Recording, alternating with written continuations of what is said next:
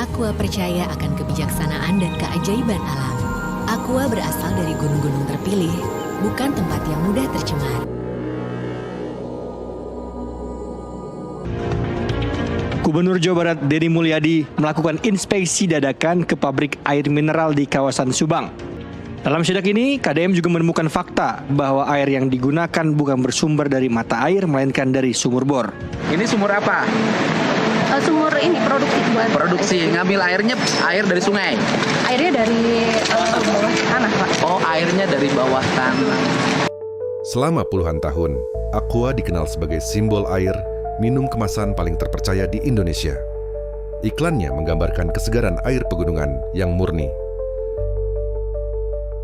Dan hampir setiap rumah memiliki botol biru ikonik ini.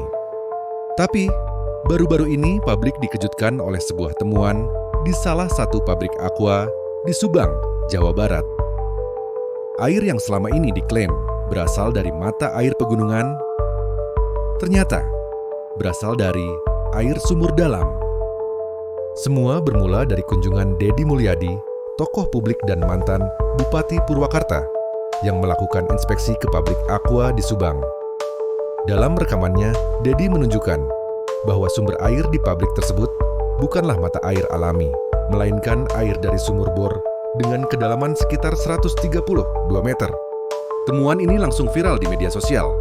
Publik mempertanyakan, apakah selama ini konsumen telah disesatkan oleh citra air pegunungan yang terus digunakan dalam promosi Aqua? Reaksi masyarakat pun beragam. Banyak yang merasa kecewa, bahkan marah, karena mereka mempercayai bahwa Aqua benar-benar mengambil air dari mata air alami di pegunungan. Beberapa warganet menyebut ini sebagai bentuk misleading branding atau pencitraan yang menyesatkan.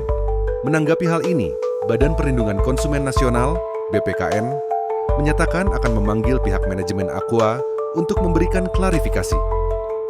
Sementara itu, Kementerian Energi dan Sumber Daya Mineral (ISDM) juga akan meninjau ulang izin pengambilan air tanah perusahaan tersebut. Nah, bagaimana pendapat kalian? Apakah kalian juga merasa citra air pegunungan selama ini menyesatkan? Sampaikan pendapat awal kalian di kolom komentar ya. Pihak Danwan Aqua akhirnya memberikan tanggapan. Mereka menyatakan bahwa air yang digunakan tetap berasal dari sumber alami dan pengambilan air melalui sumur bor dilakukan di area yang sama dengan lokasi sumber air pegunungan. Menurut mereka, penggunaan istilah air pegunungan masih relevan karena air tanah di kawasan tersebut memiliki kualitas dan karakteristik yang sama dengan air dari mata air di permukaan. Namun, bagi sebagian masyarakat, penjelasan ini belum cukup. Bagi mereka, kata-kata di label dan iklan seharusnya mencerminkan fakta yang sepenuhnya transparan, bukan sekadar interpretasi perusahaan. Isu ini juga menimbulkan kekhawatiran baru. Jika air diambil dari sumur dalam, apakah hal ini bisa berdampak pada ketersediaan air tanah di daerah sekitar pabrik? Beberapa aktivis lingkungan menyoroti risiko penurunan muka air tanah yang dapat menyebabkan kekeringan di desa-desa sekitar. Selain itu, publik menyoroti pentingnya keadilan dalam pemanfaatan sumber daya alam. Apakah perusahaan besar berhak mengambil air dalam jumlah besar, sementara warga sekitar kadang harus berhemat air untuk kebutuhan sehari-hari? Kasus Aqua Subang membuka percakapan penting tentang transparansi, etika bisnis, dan kepercayaan publik. Apakah istilah air pegunungan hanya sebatas citra pemasaran?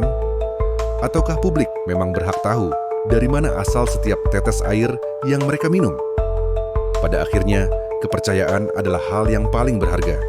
Sekali rusak, sulit untuk dikembalikan.